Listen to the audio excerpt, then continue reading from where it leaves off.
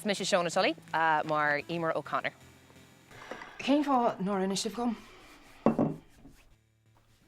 Bhí gur sé tí. Ní tí. Ach an gaiir roihí. Bin rá Jason.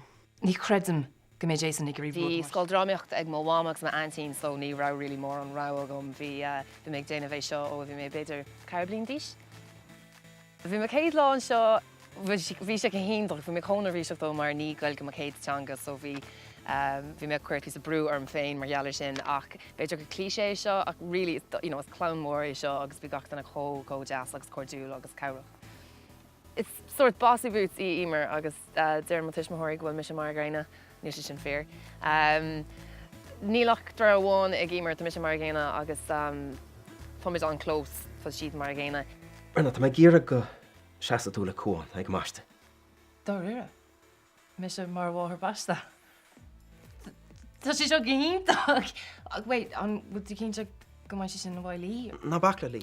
Mar aistrí chamas or páirt de féin na úsáid le hain Carachtar ach ag an am céine tá lán difriochtaí idir muid.